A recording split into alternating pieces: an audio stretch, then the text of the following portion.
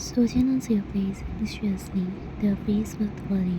It's been an hour and there's no sign of her. She's not even picking up the call. She said she's only stepped out for a few minutes. Something wrong, I can feel it. The two women exchange glances before rushing toward Mr. Kang's. Someone is missing, she hasn't returned, and we can't reach her on the phone. Mr. Yang eyes widen. What did you just say? We tried to calling her over and over, but there is no response. She is not someone who disappeared without informing us. Something is wrong, sir. His face stiffened a flicker of alarm across his face. Without another word, he rose and walked to the corner of the room and dialed Erin's number. The phone rang several times before Erin finally picking up, her voice light and casual. Cameron, what a surprise, her tone made his world. Erin, where is mine? Don't play games with me. There was a brief pause before Erin chuckled. Wine, I have no idea what you are talking about. Isn't that she is at party with you? Grinning his teeth, don't lie to me, Erin. If you had done anything to her, I swear. Cutting him off, relax, Mr. King. I don't have time for your baseless accusation. Maybe one just step out for a somewhere. The line variant that and Mr. Yang gasped under his breath. Certain as gaming room with a jug of controller in his hand, but his mind wasn't on the screen. The game, bright visuals and fast-paced action brought his vision and thoughts drifted to one. Young, are you even playing? You are losing.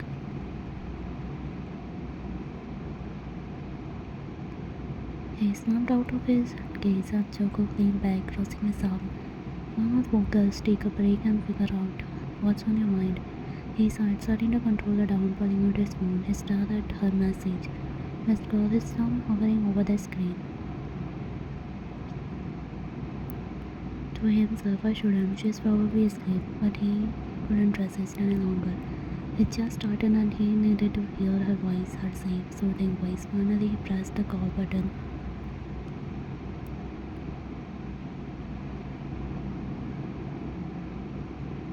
She had successfully loosened the rope, binding her with stern, kept her hands behind her back, pretending to still and thud.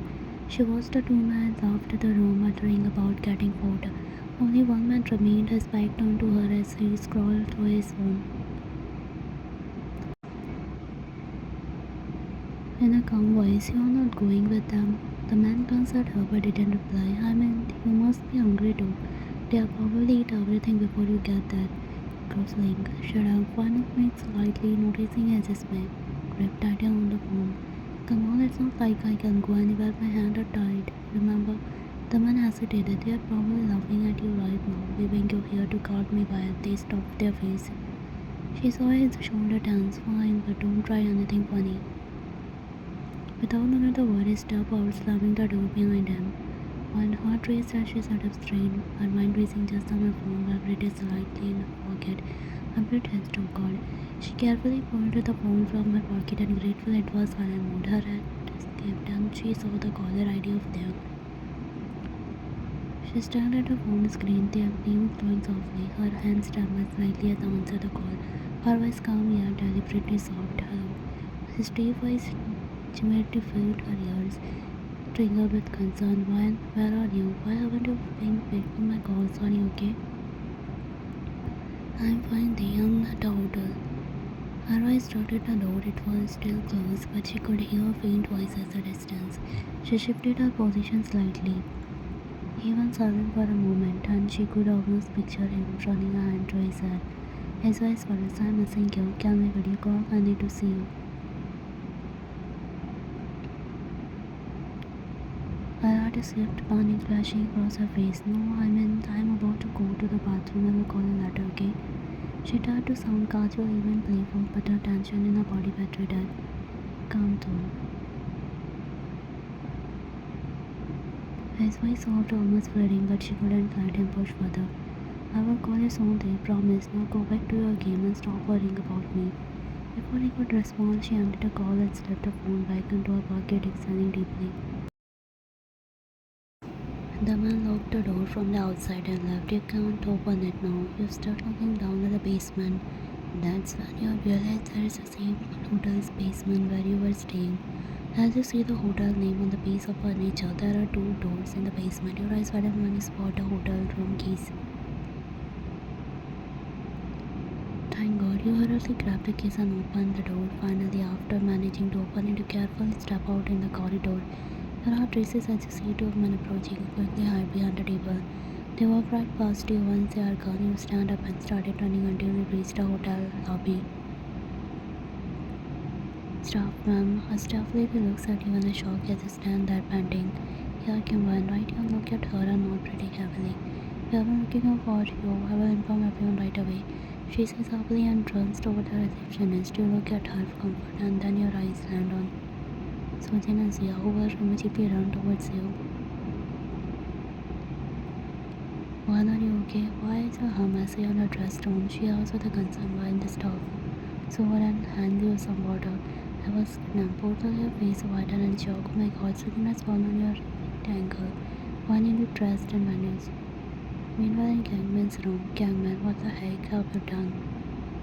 You had one kidnapped. Harry chuckled. Look at you acting like she is your wife who got kidnapped. She folds her arms, smirking while his anger boils. Do you really think I will still marry you after all this? He shouts at her, making her flinch. Oh baby, you have to, because now you don't have any other options. Marry me or at her husband's end. She laughs mockingly and he frowns. My soon-to-be husband is confused. Don't worry, I'm here. She places her hand on his shoulder. I actually planned all of this to trap you. This means the whole world will find out that Mr. Kangman fell in love with his rival Mr. Kim Taehyung wife and even had her kidnapped during a business trip. Just imagine what Taehyung would do to you then. So it's better if you fire her and marry me, she says innocently, making a jaw clench and removes her hand from his shoulder. If we can do this, though, I need to show you who I am really. He grabs her hair, looking directly into her eyes. She steps back at him, flinching at his tight grip. With one hand, he pulls out his phone and shows her a video. Her eyes widen in shock. Are you out of your mind? She shudders. Yes, way more than you, he says, tightening his grip on her hair, making her hair on pain.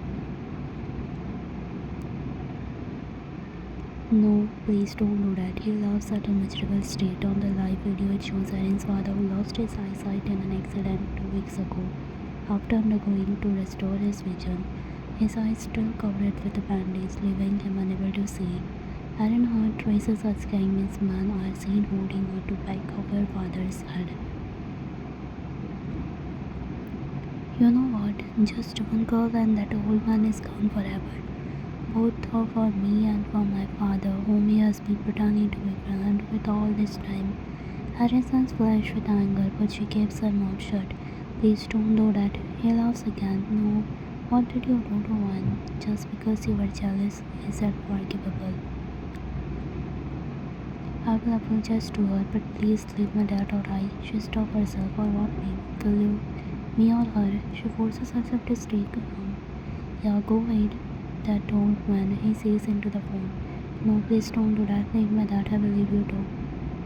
Just please. Tears streaming down her and his grip loosens slightly. Don't you dare forget your words, otherwise you can't even imagine what I am capable of.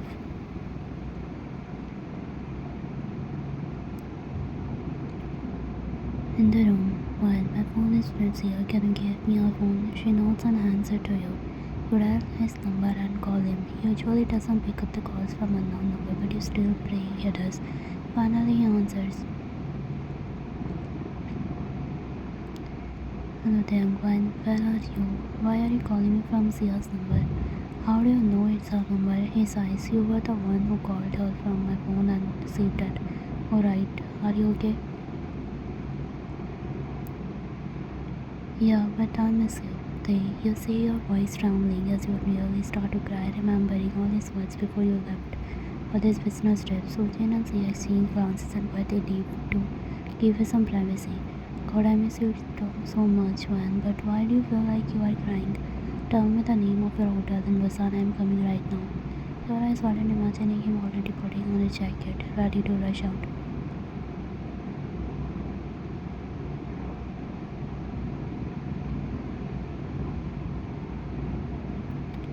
Yeah, calm down, Taehyung. I'm fine, just missing you so much. I wanted to hug you so badly. You admit longing to see Phil in his arms at the moment. I wanted to tell him everything that happened today, to sob in his shoulder and confess that he was right all along. You hear him talking to Jungkook in the background. When I found out which hotel you are at, just leave for 2 hours, I will be there. Your house knows you had planned to go back to Seoul tomorrow by informing Mr. Gang. He would probably let you go, especially after what happened today. What Darren did was unacceptable. Actually, there my work here is done, so I was planning to return home tomorrow, that's why. You don't need to worry, okay? There is a silence on the other end of the moment. It's okay, I'm still coming. Actually, Jungkook and I are working on a partnership in Busan, that's why. He can sound you are hiding something, but he doesn't press you about it on the call. He will ask you when he is with you anyway. It will be really late by time you get here. Just leave tomorrow morning. You should get some sleep now. You nearly juggle feeling his desperation on the other side. Nope, I don't. I can sleep single night without you.